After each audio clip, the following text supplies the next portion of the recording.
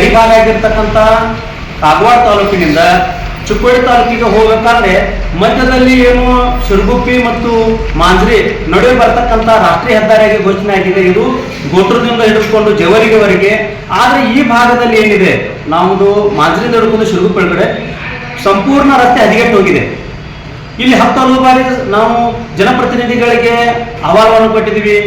ಆಮೇಲೆ ಇಲ್ಲಿ ಇರ್ತಕ್ಕಂಥ ಅಧಿಕಾರಿಗಳಿಗೆ ಕೊಟ್ಟಿದ್ದೀವಿ. ಯಾವೇ ಅಧಿಕಾರಿ ಕೂಡ ಈ ಕಡೆಗೆ ಕಣ್ಣು ತೆಗೆದಿಲ್ಲ, ಕಿವಿ ಕೇಳಿಲ್ಲ. ಇಂತಹ ದುಸ್ಥಿತಿ ನಮ್ಮದಾಗಿದೆ. ಸಂಸದರಾಗಿ ಚಿಕ್ಕೋಡಿಯ ಜನಪ್ರಿಯ ಸಂಸದರಾದ ಪ್ರಿಯಾಂಕಾ ಜಾರಕಿಹೊಳಿ ಅವರಿಗೆ ವಿನಂತಿಯನ್ನು ಮಾಡ್ತೀವಿ. ಅಕ್ಕ, ನೀವು ಸಂಸದರಾಗಬೇಕಾದ್ರೆ ಕೆಲವು ವಿಚಾರಗಳನ್ನು ಹೇಳಿದ್ರಿ. ಏನಂತ ಹೇಳಿದ್ರಿ? ನಾನು ಚಿಕ್ಕೋಡಿಯಲ್ಲೇ ಮನೆ ಮಾಡ್ತೀನಿ, ಚಿಕ್ಕೋಡಿ ಜನಕ್ಕೆ 24/7 ನಾನು ಇಲ್ಲೇ ಉಳ್ಕೊಂಡು ಇಲ್ಲಿ ಚಿಕ್ಕೋಡಿ ಜನತೆಗೆ ನಾನು ಸಹಾಯ ಸಹಕಾರವನ್ನು ಮಾಡ್ತೇನೆ, ಇಲ್ಲಿ ಜನಕ್ಕೆ ನಾನು ಯಾವುದೇ ತೊಂದರೆ ಬರಬಾರ್ದು ಅಂತ ಹೇಳಿದ್ರಿ. ಆದ್ರೆ ನೀವು ಸಂಸದರಾದ್ಮೇಲೆ ನಿಮ್ಮ ಮನೆ ಎಲ್ಲಿದೆ? ಕಾಟಾಚಾರಕ್ಕೆ ಮಾತ್ರ ಚಿಕ್ಕೋಡಿಯಲ್ಲಿ ಮನೆ ಮಾಡಿದ್ರಿ ನೀವು. ಅದಾದ್ಮೇಲೆ ನೀವು ಇರ್ತೀರಾ ಗೋಕಾಕ್ದಲ್ಲಿ, ನೀವು ಇರ್ತೀರಾ ಬೆಳಗಾವಿಯಲ್ಲಿ.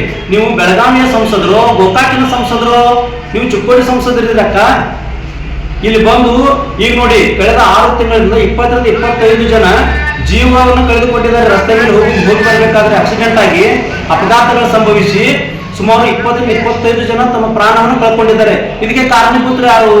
ನೇರವಾಗಿ ಹೇಳ್ತಾರೆ, ಸಂಸದರೇ.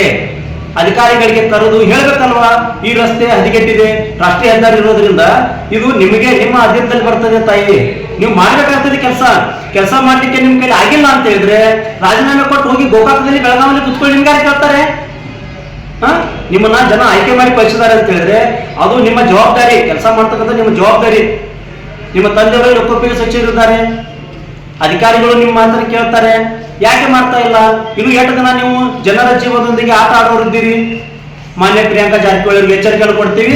ನೀವೇನಾದ್ರೂ ನಿರ್ಲಕ್ಷ್ಯ ಮಾಡಿದ್ರೆ ಮುಂದೆ ಬರ್ತಕ್ಕಂಥ ದಿನಮಾನಗಳಲ್ಲಿ ನಿಮ್ಮ ಸಂಸದರ ಕಾರ್ಯಾಲಯ ಚಿಕ್ಕೋಡಿಯ ಮುಂದೆ ಬೃಹತ್ ಆಗಿರ್ತಕ್ಕಂಥ ಹೋರಾಟವನ್ನು ನಾವು ಮಾಡೋರಿದ್ದೀವಿ ಅಂತ ಎಚ್ಚರಿಕೆಯನ್ನು ಸಂಸದರಾಗಿರ್ತಕ್ಕಂಥ ಪ್ರಿಯಾಂಕಾ ಜಾರಕಿಹೊಳಿ ಅವರಿಗೆ ಈ ಮೂಲಕ ಎಚ್ಚರಿಕೆಯನ್ನು ಕೊಡ್ತಾ ಇದ್ದೀವಿ.